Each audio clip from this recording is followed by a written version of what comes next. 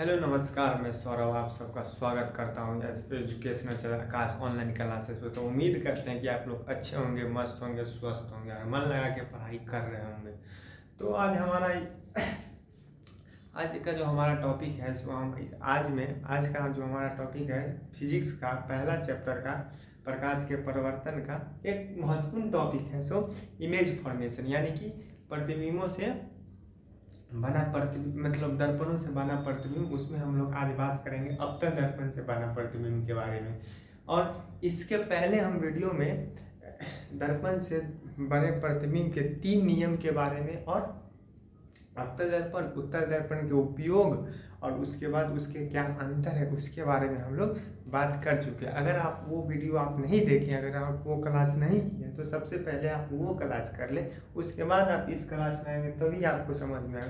क्योंकि हम उसी 3 नियम के बारे में, इस छेव फॉर्मेशन के बारे में हम बात करेंगे। वही 3 नियम आप अगर समझ गए तो आपको ये भी समझ में आएगा, वरना ये वाला क्लास आपको कहीं से नहीं समझ में आएगा।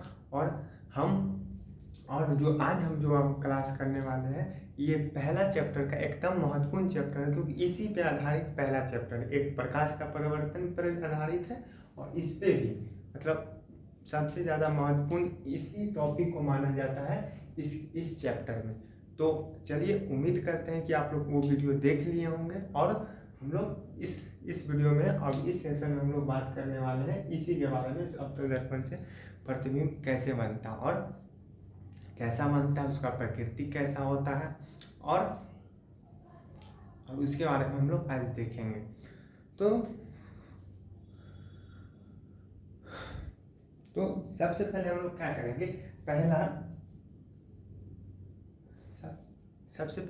करेंगे, पहला जो होगा हमारा, ये इसका बारे में बात करेंगे। तो सबसे पहले हम लोग उसके बारे में 3 नियम के बारे में सबसे अच्छे से ज्ञान ले लेते हैं। पहला नियम जो हमारा था, जब कोई प्रकाश की किरण समांतर आए तो दर्पण से परावर्तन के बाद वो फोकस से गुजर जाएगी। ऐसा था पहला नियम, आपको हम समझा दें। पहला नियम ऐसा था, ये दर्पण है उत्तल दर्पण है, ये है P है मतलब पोल है, ये है F है और ये सेंटर हो गया। तो ये देखिए समांतर से आ रही है तो ये फोकस से चला जाएगी। तो पहला नियम हमारा क्या था, ये हमारा पहला नियम है। जब कोई प्रकाश की किरण समांतर से आएगी तो फोकस से दर्पण के बाद फोकस से टकरा के वह गुजर जाएगी। तो पहला नियम हमारा यही था, जब कोई प्रकाश की किरण समांतर आएगी तो दर्पण से परावर्तन के बाद वह फोकस से होके गुजरेगी। तो यही है हमारा पहला नियम। और हमारा जो दूसरा नियम था, हमारा जो इसी के उल्टा था, जो हमारा दूसरा नियम था वो इसी के उल्टा था। तो दूसरा नियम हमारा क्या था, जब कोई प्रकाश की किरण फोकस से आएगी तो दर्पण से परावर्तन के बाद वह समांतर हो जाएगी। समझ में? पहला नियम हमारा क्या था, जब कोई समांतर किरण आएगी तो दर्पण से परावर्तन के बाद वह फोकस से गुजर जाएगी। और दूसरा नियम जो हमारा था, जब कोई प्रकाश की किरण फोकस से होकर गुजरेगी तो दर्पण से परावर्तन के बाद वह समांतर हो जाएगी। ऐसा वाला था पहला दूसरा नियम हमारा। ये हो गया अवतल दर्पण। ये अगर फोकस है, फोकस से गुजरी तो समांतर हो जाएगी, टकराने के बाद समांतर हो। ये हमारा दूसरा नियम था। और अगर आप नहीं देखें तो सबसे पहले वो वीडियो देखें, उसके बाद आपको ये क्लास समझ में आने वाला। इसमें बस हम रिवीजन करें, उसमें आप हम सही से हर उत्तल और अवतल दर्पण का एग्जाम्पल लेके हम उसमें समझाए हैं। तो आप पहले वो वीडियो देख लीजिएगा, उसके बाद आप ये क्लास कीजिएगा। हमारा जो तीसरा नियम हालांकि वो ज़्यादा 1-2 केस में यूज होता है इमेज फॉर्मेशन में, लेकिन हमको उसको भी जानना है, क्या पता कहीं एग्जाम में पूछ ले। तो तीसरा नियम हमारा यही था, ये हो गया दर्पण, जैसे आप देख सकते हैं।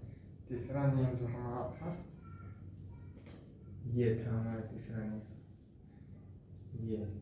ये अब उत्तल दर्पण है, ये C है, ये F है और ये P है। तीसरा नियम हमारा यही था, जब कोई प्रकाश किरण वक्रता केंद्र से आएगी, जब कोई प्रकाश की किरण वक्रता केंद्र से आएगी तो दर्पण से परावर्तन के बाद उसी माध्यम से, जिस माध्यम से आएगी, जिस रास्ते से आएगी उसी रास्ते पर लौट जाएगी। ये वाला था, ये किरण ऐसे गया, ऐसे आया, ऐसे गया, ऐसे गया, फिर ये यहाँ से टकराने के बाद ये ऐसे ही लौट जाएगा। तो यही हमारा तीसरा नियम था। तो आई होप कि आप तीनों नियम के बारे में थोड़ा रिवीजन कर लिए, ताकि आपको ये क्लास अच्छे से समझ में आएगी। तो चलिए, तो अब हम लोग शुरू कर देते हैं क्लास को, मतलब आज की क्लास को अवतल दर्पण के बारे में हम लोग समझने वाले हैं। तो अवतल दर्पण से कितना फॉर्मेशन होता है, इमेज फॉर्मेशन, यानी कि प्रतिबिंब कितना बनता है। अवतल दर्पण से हमारा यहाँ 6 स्थिति बनता है, यानी 6 केस बनता है हमारे यहाँ से। अवतल दर्पण से हमारा यहाँ पर हम लिख लिए 6 स्थितियाँ बनता है प्रतिबिंब, यानी कि अवतल दर्पण से हमारा 6 प्रकार का प्रतिबिंब बनता है। और उसके बारे में हम बात करते हैं। पहला जो हमारा है, पहला केस नंबर 1 जो है, केस नंबर 1 है जब वस्तु को अनंत पर रखें, यानी कि जब वस्तु को हम अनंत पे रखें, जब वस्तु को हम अनंत पे रखते हैं तो उसका प्रतिबिंब कैसा और कहाँ कितना बड़ा बनता है, उसके बारे में हम बात करने वाले। तो आपको ये भी हम पहले बता दें, और एक और कॉन्सेप्ट था। उसके बाद जब काल्पनिक बनेगा तो हमेशा वो सीधा बनेगा। काल्पनिक बनेगा तो हमेशा वो सीधा बनेगा और दर्पण के पीछे बनेगा। समझ में? काल्पनिक बनेगा तो हमेशा सीधा बनेगा और दर्पण के पीछे बनेगा, और वास्तविक बनेगा तो हमेशा वो उल्टा बनेगा और दर्पण के आगे बनेगा। वास्तविक और काल्पनिक प्रतिबिंब अवतल दर्पण में वास्तविक एवं काल्पनिक प्रतिबिंब दोनों बनता है, और उल्टा तथा सीधा दोनों प्रतिबिंब उत्तल दर्पण में भी बनता है। यानी कि स्वाभाविक बात है कि जब काल्पनिक एवं वास्तविक दोनों अवतल दर्पण में बनता है तो उल्टा एवं सीधा दोनों प्रतिबिंब बनेगा। और आपको ये भी बात ध्यान रखना है, अगर काल्पनिक प्रतिबिंब हमेशा दर्पण के पीछे बनता है, वो हमेशा सीधा प्रतिबिंब बनाता है, और उत्तल दर्पण हमेशा वो काल्पनिक प्रतिबिंब बनाता है एवं सीधा प्रतिबिंब बनाता है। ये बात आपको एकदम ध्यान में रखना है। और अधिकतर बच्चा इसी में कन्फ्यूज कर जाते हैं कि काल्पनिक प्रतिबिंब सीधा बनता है कि उल्टा, और वास्तविक प्रतिबिंब उल्टा बनता है कि सीधा, इसी में कन्फ्यूज हो जाते हैं। तो आपको सही से इसको ध्यान रखना है, क्योंकि इसी पे यही जो हम प्रकाश के परिवर्तन में हम पहला चैप्टर में पढ़े, इसी को इम्पोर्टेंस दिया गया। और हर एग्जाम में ऐसा कोई एग्जाम नहीं है जिसमें आपको इससे क्वेश्चन देखने को ना मिले। ऑब्जेक्टिव हो, सब्जेक्टिव हो, या 5 मार्क्स का हो, इसमें से हर साल यानी हर ईयर, यानी कि हर वार्षिक परीक्षा में यानी बोर्ड परीक्षा में आपसे इससे सवाल पूछ ही लिए जाते हैं। तो आपको इस टॉपिक को छोड़ के नहीं चलना है, और हम यहाँ पे एकदम आसान भाषा में और अच्छी तरह से आपको समझा दें ताकि आपको एग्जाम में दिक्कत ना हो। तो उम्मीद करेंगे आपको ये वीडियो अच्छी लगेगी। तो आइए हम लोग शुरू करते बिना समय गंवाए हुए। पहला हम वस्तु को अनंत करें। तो यहाँ देखिए, हम यहाँ ये वस्तु है, यहाँ हम अनंत पे, ये तो प्रधान अक्ष है, ये प्रधान अक्ष है। इसके इधर जो हो जाता है हम उसको, इसके बारे में भी हम पिछले वीडियो में बात कर चुके हैं। तो यहाँ पे जो है, यहाँ पे देखिए हम वस्तु को रखे हैं, इसमें हम पहला रूल लगाए हैं कि समांतर किरण आएगी तो फोकस से गुजर जाएगी। पहला नियम ये नहीं कहता, समांतर किरण आएगी तो दर्पण से परावर्तन के बाद फोकस से गुजर जाएगी। तो ये देखिए, अनंत से अनंत पे वस्तु को रखें, यहाँ पे हम वस्तु को रखें अनंत पे। तो यहाँ से हम अगर प्रकाश की किरण ला रहे हैं, देखिए यहाँ पे हम प्रकाश की किरण लाए, दर्पण है यहाँ पे, अवतल दर्पण, यहाँ पे परावर्तक सतह है, तो दर्पण से परावर्तन का टकरा गए, देखिए टकरा के लौटी।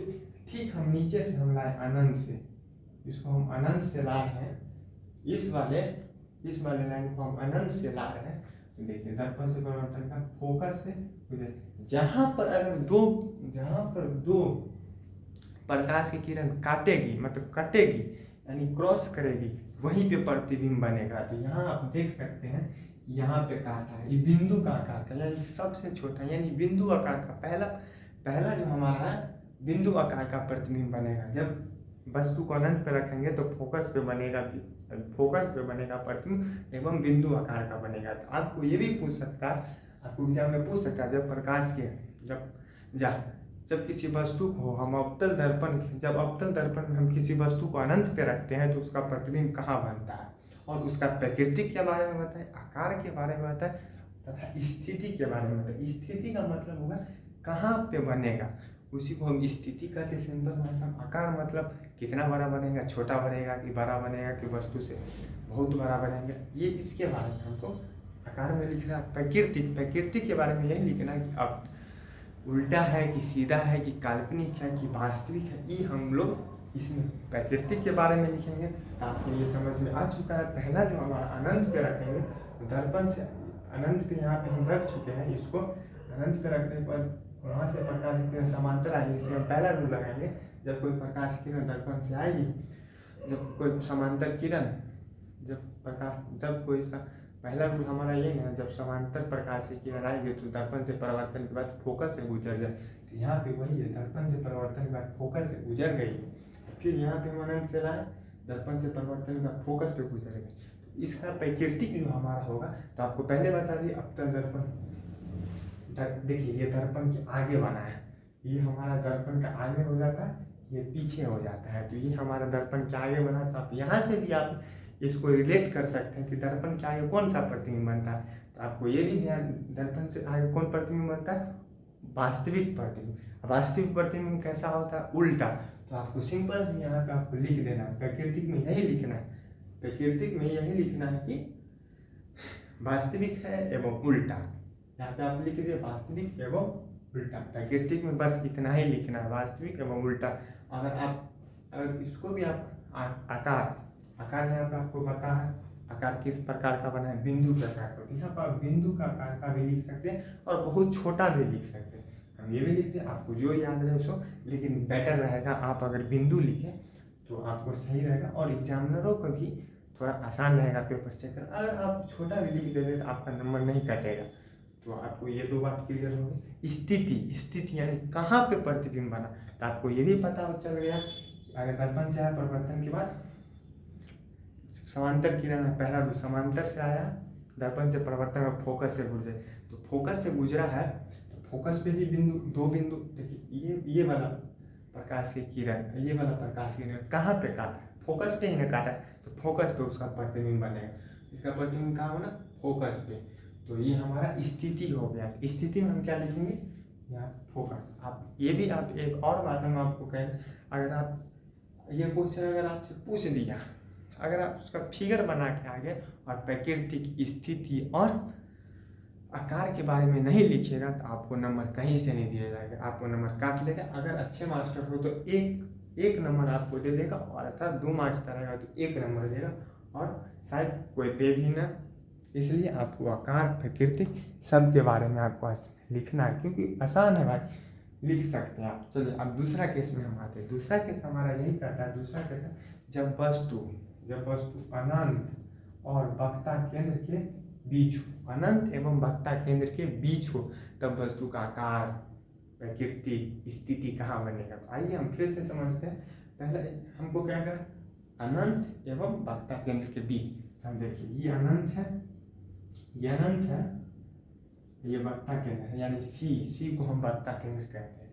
तो वक्रता केंद्र हमारा यही थी, यहाँ पे हम वस्तु रखते, ये हमारा वस्तु है, ये हमारा वस्तु है, हमारा, ये हमारा वस्तु है, ये हमारा आई है, आई फॉर वस्तु, ओ है, ओ फॉर ऑब्जेक्ट। ये हमारा वस्तु है। तो वस्तु का पहला रूल, यहाँ पे भी फिर पहला रूल, इसलिए हम बोले आपको अगर वो वीडियो नहीं देखे तो आप पहले वो वीडियो देखें, क्योंकि आप वो अगर आप नहीं समझेंगे तो ये फॉर्मेशन आप समझ ही नहीं पाएंगे, संभव ही नहीं है कहीं से तो आप समझ पाएंगे। तो पहले आप वो वीडियो देखें, उसके बाद आप ये देखें, तब आपको समझ, क्योंकि आप देखेंगे सब में आपको वही 3 रूल, यानी कि प्रकाश दर्पण से प्रतिबिंब के बनने के 3 रूल है, उसी पे आधारित है। तो आप वो देखिएगा तभी आपको समझ में आने था, आपको वो नहीं समझ में आएगा। तो आप पहले वही देखने का कोशिश करें, उसके बाद इसमें आए। तो पहले आप वही देखिएगा, उसके बाद ही आपको ये सब समझ में आएगा, वरना नहीं समझ में आने वाला। तो यहाँ पे आप देखिए, अनंत और वक्रता केंद्र के बीच रहते हैं, अनंत और वक्रता केंद्र, ये हमारा सी है और ये हमारा अनंत है। तो हो गया नहीं, अनंत और वक्रता केंद्र के बीच रहते हैं। तो ये देखिए, यहाँ से प्रकाश गया, यहाँ से प्रकाश समांतर गया, तो क्या कहता है पहला रूल, समांतर जाएगा तो फोकस से गुजरा, समांतर गया फोकस से गुजरा, समझ गए। फिर हम नीचे से भी बना सकते हैं और या फिर हम ऊपर से भी फोकस से भी ले सकते हैं, तो समांतर हो जाए। फोकस से लेंगे तो हम समांतर से गुजरेगा, समांतर से आएगा तो फोकस से गुजरे, दोनों एक दूसरे को उल्टा। तीसरा जो है वक्ता केंद्र से जाएगा तो दर्पण से परावर्तन के बाद वही पाथ पे यानी वही रास्ता पे यानी वक्ता ही केंद्र से वो लौट जाएगा। तो आपको ये भी 3 रूल यार एकदम ईजी है, आप मुंह पे याद रख दीजिए। कैसे? पहला ऐसे याद रखिए, जब समांतर से आएगा तो फोकस से जाएगा। पहला रूल ये, पहला रूल क्या है, कोई भी पूछे तो क्या बताइए? पहला रूल यही है, समांतर से जाएगा तो फोकस से गुजर जाएगा, फोकस से जाएगा तो समांतर से गुजर जाएगा। दूसरा रूल हो गया। तीसरा रूल, वक्ता केंद्र से जाएगा तो दर्पण से परावर्तन के बाद वो उसी पाथ यानी उसी केंद्र के उसी रास्ता से लौट जाएगा, यानी वक्ता ही केंद्र से लौट जाएगा दर्पण से परावर्तन का। 3 रूल है, आसान है, आप याद कर सकते हैं। कोई भारी बात है, साइंस का फिर साइंस नहीं है इसको आप नहीं याद कर सकते। तो पहला ये हो गया, ये देखिए अनंत एवं वक्ता केंद्र के बीच रखें इस वस्तु, अनंत एवं वक्ता केंद्र के बीच रखे तो ऐसे आया है, ऐसे, फिर यहाँ से गया है, फिर दर्पण से परावर्तन। आप यहाँ पे ध्यान से देखिएगा, ये वाला किरण और ये आने वाला किरण कहाँ पे काटा है? यहाँ पे। तो यहाँ पे इमेज बनेगा, यहाँ पे प्रतिबिंब बनेगा। तो प्रतिबिंब कहाँ बना है? जब प्रतिबिंब का बना केंद्र एवं फोकस से बीच। क्या?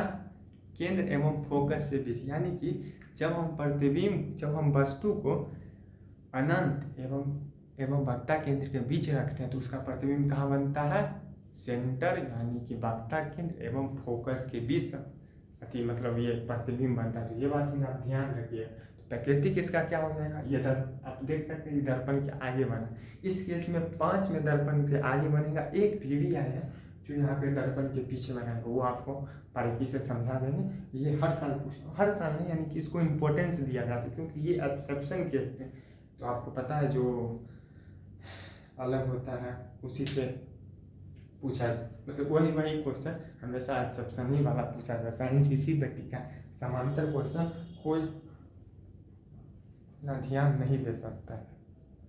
तो इसका प्रकृति क्या है आप देख लिए हैं। इसका प्रकृति यही है कि ये वाला क्या किया है, ये वाला दर्पण के आगे बना तो आपको दर्पण के आगे बनता है तो वास्तविक हो तो उल्टा, वास्तविक हो तो उल्टा। तो यहाँ पे आपको प्रकृति का कुछ नहीं, यही दर्पण के आगे बना, आंख मूंद के आप बोलिएगा वास्तविक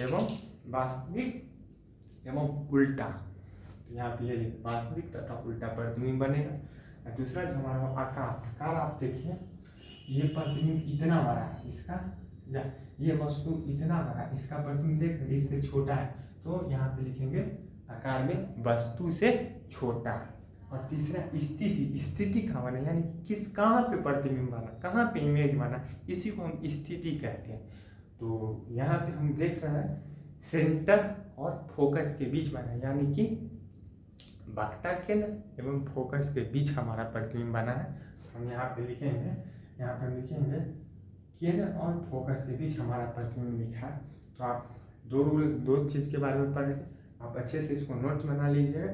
और ये दोनों बहुत आसान है, तो उम्मीद करेंगे कि आपको ये दोनों समझ में आए होंगे बड़ी अच्छी तरीके से। अगर नहीं समझ में आए हो तो आप हमें कमेंट में लिखें कि हाँ हमको अवतल दिन का दूसरा स्थिति नहीं समझा, चाहे तीसरा चाहे चौथा, एनी छठा में से आपको कोई समझ में नहीं, मतलब कोई समझ में नहीं, मतलब 1-2 नहीं समझ में आए आप कमेंट में ज़रूर लिखिएगा कि हमको ये समझ में नहीं आएगा। फिर से हम अगले क्लास में आपको बता दें, क्योंकि हम बार बोलते हैं। अगर आपको अगर 100 बार अगर हमको 10 बार एक टॉपिक को पढ़ाना हो तो हम बताएंगे, क्योंकि 10 बार बोलिएगा 10 बार बताएं, क्योंकि आपको हमको समझाना है और समझा के रहेंगे। और तीसरा जो हमारा रूल है, जब हम वस्तु को केंद्र पर रखें, यानी कि जब हम वस्तु को वक्ता केंद्र पर रखें तो उसका प्रतिबिंब कैसा बनता है। आइए देखते हैं वक्ता केंद्र पर रखते हैं। तो ये देखिए हमारा ये है, यहाँ पे वक्ता केंद्र है, तो हम वक्ता केंद्र पर रखेंगे। ये हमारा वस्तु है, ये हमारा वस्तु है। तो वस्तु हमारा है, तो पहला रूल हमारा क्या कहता है, यहाँ पे वस्तु है, ये वस्तु है हमारा। पहला रूल हमारा यही कहता है समांतर से जाएगा तो फोकस से आएगा। दूसरा रूल कहता है फोकस से जाएगा तो दर्पण से परिवर्तन के बाद वो समांतर हो जाएगा। यहाँ पे पहला रूल है। यहाँ से गया हमारा प्रतिबिंब, हम गंदा नहीं कर रहे हैं, आप लोग को अगर नोट्स बनाना हो तो बना सकते हैं। तो यहाँ से अगर आया प्रतिबिंब, ये देखिए आया, दर्पण से परावर्तन के बाद टकराया, फिर एक लाइन खींचे, फिर हम खींचे यहाँ से अगर एक प्रकाश की किरण गया तो दर्पण से परावर्तन के बाद फिर देखिए फोकस से गुजर गया। तो यहाँ पे आप सबसे पहले कहाँ पे काटा है प्रकाश एक दूसरे को, ये देखिए यहाँ पे काटा है। तो इसका इमेज कहाँ बनेगा, आपको हम बता दें, जहाँ पे प्रकाश का किरण काटेगा एक दूसरे को वहीं पे इमेज बनेगा। ये देखिए यहाँ पे काटा है, तो यहाँ पे इस वस्तु का इमेज यानी कि इस वस्तु का प्रतिबिंब बन जाएगा। तो आपको तीसरा रूल भी पता चल गया। और इसका प्रतिबिंब कैसा बनेगा पता है आपको, स्थिति या स्थिति तो बनेगा ही, केंद्र पे ही बनेगा। और प्रतिबिंब कैसा बनेगा, मतलब आकार कैसा बनेगा, एकदम उसी के आकार का बनेगा, वस्तु के आकार के बराबर ही इसका प्रतिबिंब बनेगा। क्यों, क्योंकि ये सेंटर पे है। और आपको ये भी पता है ये दर्पण के आगे है, तो दर्पण के आगे है तो आप यहाँ से भी, आप बार बार कह रहे हैं, आप सिर्फ साइंस रटने का सब्जेक्ट नहीं, आपको कॉन्सेप्ट के साथ आप साइंस को अच्छे से समझ सकते हैं। तो साइंस से तो यहाँ पे क्या है, आप देख लीजिए दर्पण के आगे है, तो दर्पण के आगे कौन सा प्रतिबिंब, दर्पण के आगे कैसा प्रतिबिंब बनता है, कैसा प्रतिबिंब बनता है, वास्तविक एवं काल्पनिक प्रतिबिंब बनता है। तो दर्पण के आगे सॉरी भाई थोड़ा दिक्कत है, मतलब बोलते फ्लो में बुला गया। तो पहला जो है ये दर्पण के आगे बना है तो वह वास्तविक बनेगा। वास्तविक बनेगा तो कैसा बनेगा, सीधा, कोई भी है। काल्पनिक बनेगा तो उल्टा, या काल्पनिक बनेगा तो उल्टा, काल्पनिक बनेगा तो वो सीधा बनेगा और वास्तविक बनेगा तो वह उल्टा बनेगा। तो आपको दर्पण के आगे जो बनता है प्रतिबिंब, वह प्रतिबिंब वास्तविक बनता है। वास्तविक होगा तो वो हमेशा के लिए वो काल्पनिक होगा। भले धरती इधर से उधर पलट जाए लेकिन वो अपना स्टेटमेंट नहीं चेंज करेगा। वास्तविक है तो हमेशा वो उल्टा बनेगा, और काल्पनिक है तो वो हमेशा सीधा बनेगा। और काल्पनिक है तो हमेशा वो दर्पण के पीछे बनेगा, वास्तविक हो तो हमेशा वो दर्पण के आगे बनेगा। भले कुछ भी हो जाए, आपको अगर कोई भी कहे ना भाई, आपको अगर ये कह दे दिन में अगर रात है तो आप ये मान लीजिएगा, लेकिन कोई वास्तविक है तो वो सीधा है, तो ये आपको कहीं से नहीं मानना है। तो ये भी बात अगर कोई व्यक्ति आपको अगर मजाक में बोल दे भाई ये देखो दिन है, दिन में रात में बोल दे भाई दिन है, तो आप बोल सकते हैं, ज़बरदस्ती आप बोल सकते हैं हाँ ये भाई हाँ तू सही कह रहा है यार, दिन है यार, अभी कहाँ है यार, अभी तो सब कुछ दिख रहा है, ये आप कैसे। लेकिन आपको अगर कोई व्यक्ति ये कह दे वास्तविक प्रतिबिंब हमेशा सीधा रहता है, तो ये आप कभी नहीं मानिए, क्योंकि आप अब ये आपको ज़िंदगी से खेल सकता है और एग्जाम में कम मार्क्स लाने में अहम भूमिका निभा सकते हैं। तो आपको ये बात कभी नहीं मानना। आप बोलिएगा नहीं और तुम्हें नहीं आता तो हम आपको सिखाते हैं कि वास्तविक प्रतिबिंब हमेशा उल्टा बनता है और दर्पण के आगे बनता है, और काल्पनिक प्रतिबिंब हमेशा सीधा बनता है और दर्पण के पीछे बनता है। ये बात हमेशा आप लोग कान खोल के याद रखिएगा, क्योंकि ऑब्जेक्टिव में भी पूछे वास्तविक प्रतिबिंब हमेशा कैसा बनता है, उल्टा, सीधा तथा उल्टा तथा सीधा दोनों, इनमें से कोई नहीं। तो आपको क्या मानना है, वास्तविक प्रतिबिंब हमेशा उल्टा बनता है।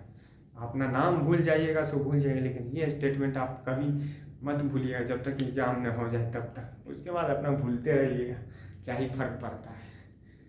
आपको ये बात ध्यान रखिएगा। तो चलिए, तो यहाँ पे बता दीजिए तीसरा रूल जो सेंटर पे रखेंगे तो उसका प्रतिबिंब यानी कि वो क्या नाम, प्रतिबिंब वहाँ पे प्रतिबिंब बनेगा वही सेंटर पे रखेंगे तो सेंटर पर हमेशा यानी सेंटर पे रखेंगे, यानी वक्ता केंद्र पर रखेंगे तो वक्ता ही केंद्र पर उसका प्रतिबिंब बनेगा। प्रतिबिंब कैसा बनेगा, दर्पण के आगे है तो वो वास्तविक प्रतिबिंब बनता है, वास्तविक बनता है तो हमेशा उल्टा बनता है, उल्टा है तो आकार कैसा, प्रतिबिंब सेंटर पे है तो सेंटर पे ही बना है तो उसका आकार एकदम सीधा वस्तु के बराबर होगा। और उसका स्थिति मतलब प्रतिबिंब कहाँ बना है तो उसका प्रतिबिंब हमें केंद्र पे रखेंगे तो केंद्र पे बनेगा। तीसरा जो हमारा तीसरा स्थिति है, आपको एक बार हम रिवीजन के साथ बता देंगे। तीसरा स्थिति जब किसी वस्तु को हम केंद्र पर रखते हैं तो उसका प्रतिबिंब कैसा और कितना बड़ा और कहाँ पे बनता है। तो आपको यही याद रखना है, अगर प्रतिबिंब को हम केंद्र पे रखते हैं, केंद्र पे रखते हैं तो उसका प्रतिबिंब केंद्र पे बनता है। केंद्र पे बनने के बाद उसका प्रतिबिंब का स्थिति कैसा होता है, यानी स्थितियाँ कहाँ पे बनता है, तो केंद्र पे रखते तो केंद्र पे ही बनता है प्रतिबिंब। अगर किसी वस्तु को अगर हम केंद्र पे रखें तो उसका प्रतिबिंब भी केंद्र पे बनेगा वस्तु का आकार कैसा होगा, वस्तु का आकार प्रतिबिंब, वस्तु का आकार कैसा, मतलब प्रतिबिंब का आकार कैसा होगा, वस्तु के आकार के बराबर होगा, और वो प्राकृतिक यानी कैसा बनेगा, वास्तविक बनेगा और उल्टा बनेगा। तीसरा आपको याद हो गया। तीसरा हम यहाँ पे करते हैं चौथा रूल के बारे में। यहाँ पे चौथा रूल जो हमारा कहता है, जब कोई वस्तु, चौथा रूल जो हमारा कहता है, जब वस्तु को केंद्र तथा फोकस के बीच रखे, जब हम वस्तु को केंद्र तथा फोकस के बीच रखते तो उसका प्रतिबिंब कहाँ और कैसा और कितना बड़ा बनता है। तो आपको यही, जब हम वस्तु को केंद्र तथा फोकस के बीच रखें, आपको कंफ्यूज नहीं होना, यहाँ पे हम अनंत तथा वक्ता केंद्र के बीच रखें, और यहाँ पे हम क्या रखते हैं, केंद्र तथा फोकस के बीच। तो केंद्र तथा हम फोकस के बीच रखें, तो आप यहाँ देख सकते हैं, यहाँ पे हम केंद्र पे वस्तु को रखें।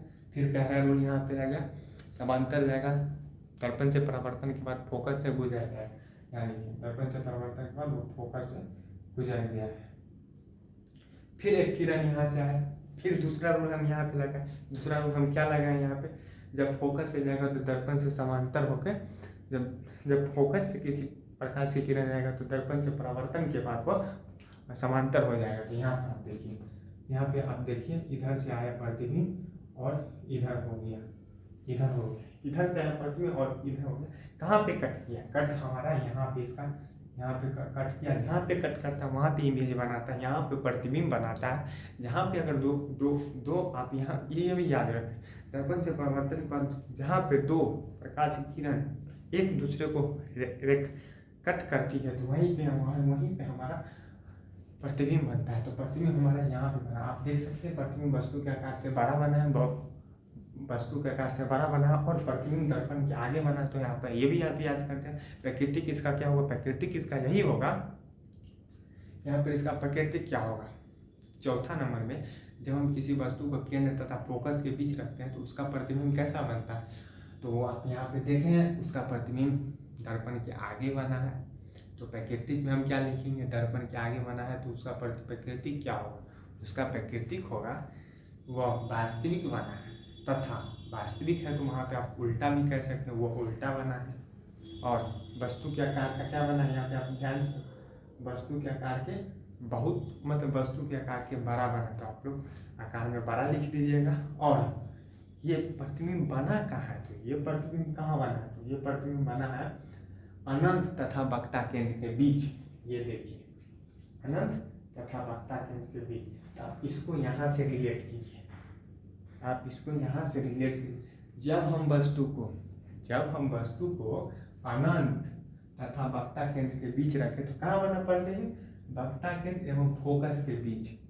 जब हम वस्तु को अनंत तथा वक्ता केंद्र के बीच रखें तो इसका प्रतिबिंब कहाँ बना, तो इसका प्रतिबिंब बना वक्ता केंद्र तथा फोकस के बीच बना। और हम चौथा में यहाँ पे प्रतिबिंब रखते हैं, सेम यही वाला प्रतिबिंब हम फोकस तथा वक्ता केंद्र के बीच रखते हैं तो उसका प्रतिबिंब कहाँ बना, यहाँ पे अनंत तथा वक्ता केंद्र के बीच।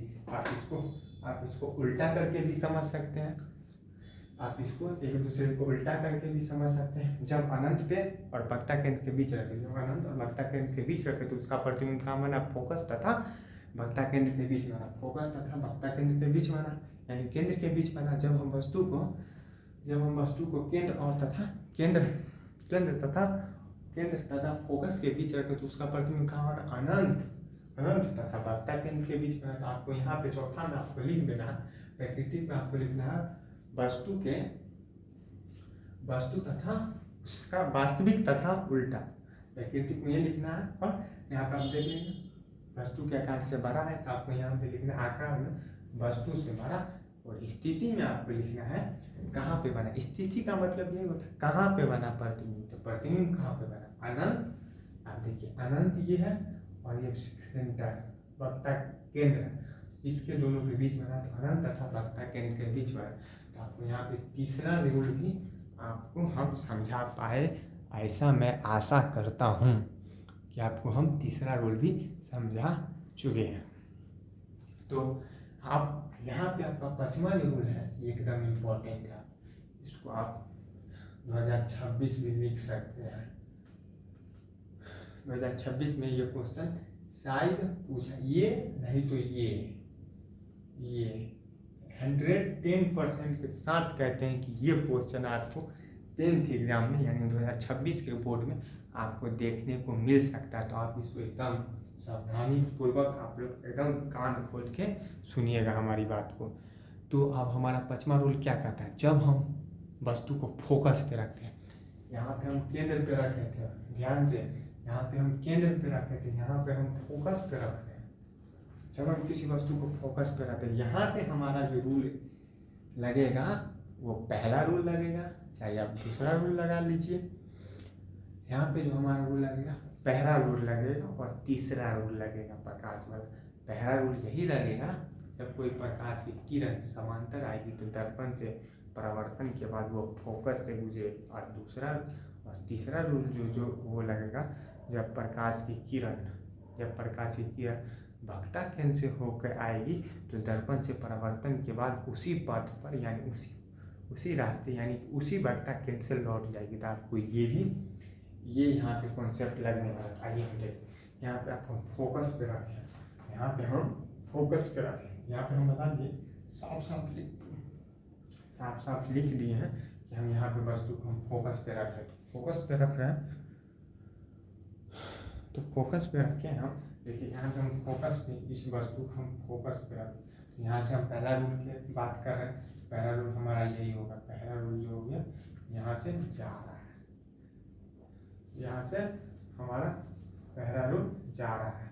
पहला रूल हमारा यहाँ पहला रूल है, सॉरी, यहाँ से प्रकाश की किरण गया, टकराया, उसके बाद फोकस होकर गुजर गया। अब यहाँ हम तीसरा रूल है, अब हम वक्ता केंद्र से हम प्रकाश को ले और प्रकाश की किरण को ले, ऐसे देखिए वक्ता केंद्र से गया प्रकाश, ये देखिए गया गया गया, और इधर से लौटा भी, टकरा के लौट जाएंगे। तीसरा रूल यही कहता है, वक्ता केंद्र से जाएगा टकरा के, जब कोई प्रकाश की वक्ता केंद्र से होकर जब कोई प्रकाश की वक्ता केंद्र से होकर जाएगा तो दर्पण से परावर्तन के बाद उसी वक्ता केंद्र से लौट जाएगा। तो आप यहाँ पे देखिए, आप इसको कहीं पे आप अगर ऐसे भी खींच ला तो ये कहीं पे नहीं मिलेगा, यानी कि ये कहीं पे कट नहीं किया है। तो कट नहीं किया तो कहाँ कट करेगा, तो आप इसको कहीं ले जाइए, यहाँ ले आइए, यहाँ ले आइए, यहाँ ले आइए, इवन इसको आप सीधे लेते चले कहीं पे नहीं मिलेगा। यानी अनंत पे इसका प्रतिबिंब बनेगा, और इसका प्रतिबिंब जो बनेगा अनंत पे बनेगा। तो आप ये नहीं कह सकते जिसका प्रतिबिंब कितना बड़ा बनेगा। तो यहाँ पे हम सीधे लिख देंगे बहुत बड़ा, यानी कि आप इसको अगर अच्छा से, अनंत का तो कोई गारंटी नहीं है, तो अनंत पे अगर बनेगा तो इसका प्रतिबिंब बहुत बड़ा बनेगा। तो इसका प्रतिबिंब, और इसका ये भी ध्यान है, ये तो कंफर्म है दर्पण के आगे ही बनेगा, इसका प्रतिबिंब दर्पण के आगे बनेगा। तो आपको दर्पण के आगे बनेगा तो आपके 4 रूल आप पढ़ चुके हैं। जो गधा होगा उसी को नहीं समझ में आएगा दर्पण की अगर हमारे क्लास में अगर गधा भी आए तो गधा को भी समझ में आ जाएगा कि हम क्या कर रहे हैं और क्या हम पढ़ा रहे हैं, उसको आराम से समझ रहे हैं। तो आप, आई होप कि आप जो आप वीडियो देख रहे हैं उसमें से कोई गधा नहीं हो, तो उम्मीद करते हैं अगर हो भी तो भाई शांति से पढ़ लेना यार, देख लो यार समझ में आ रहा है। चारों रूल अगर समझ में आ गया तो कन्फर्म हो आप गधा नहीं हो। अगर इसमें से एक भी रूल आपको समझ में नहीं आया तो मुबारक हो, आप गधे हो। आज प्रूफ हमने कर दिया कि आप गधे हो। अगर 4 रूल आपको समझ में आएगा, आपको इतना हम बता दिए, अगर आपको ये भी नहीं पता चला 4 रूल में कि वास्तविक प्रतिबिंब हमेशा उल्टा बनता है, दर्पण के आगे बनता है, ये भी आपको नहीं समझ में, तो आप कन्फर्म गधा हो। तो आप ये बात आप थोड़ा अपने आप को जज भी कर सकते हैं।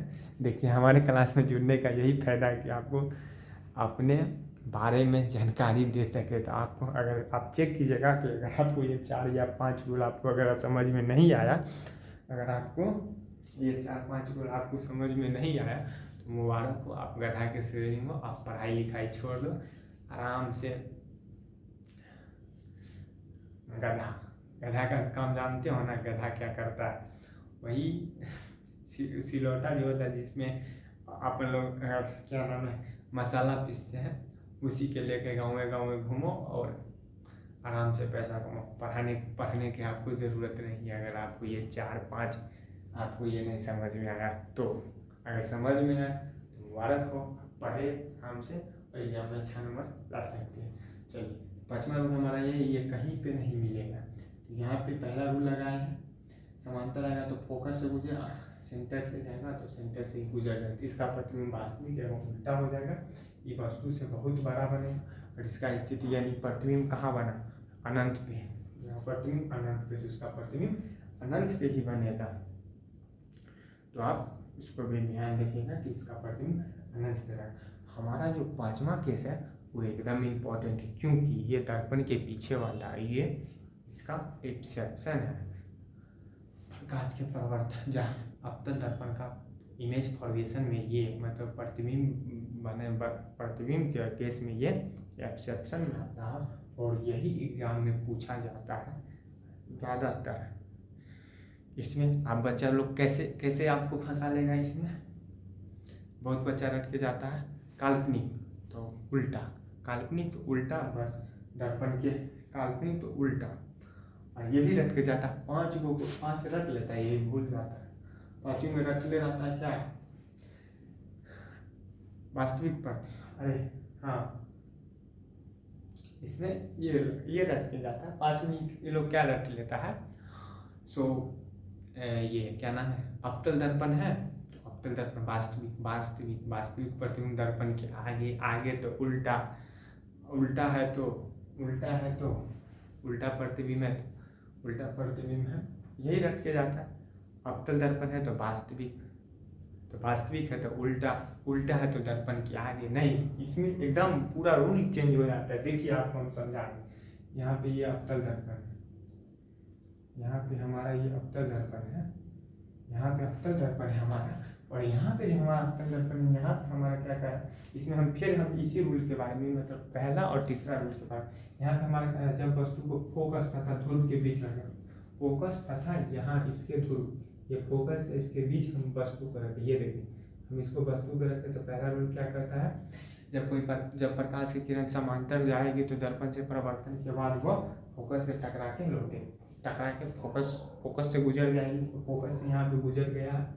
और आप एक और रूल है, तीसरा रूल जो हमारा है, जब प्रकाश की किरण सेंटर से यानी कि ध्रुव से जाएगी, यानी कि ध्रुव पट्टक केंद्र से जाएगी, तो दर्पण से परावर्तन के बाद उसी माध्यम से, जिस माध्यम से वो जाएगी उसी माध्यम से वो लौट जाएगी। तो हमारा चौथा वो जो रूल है हमारा ये वाला, तीसरा रूल यहाँ पे काम करता है।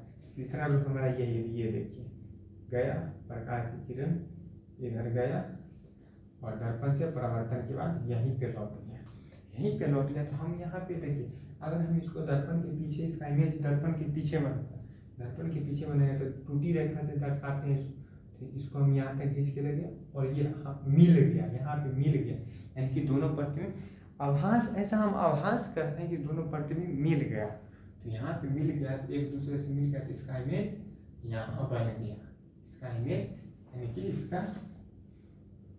इसका प्रतिबिंब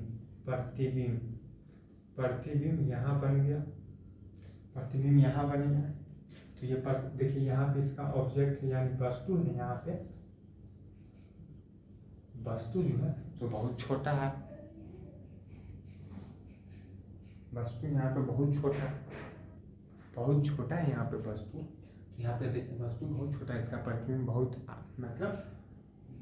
बड़ा बन चुका है। और यहाँ पे आप ध्यान रखिए, सब यहाँ पे आप देखिए ये केस में दर्पण के आगे बना है,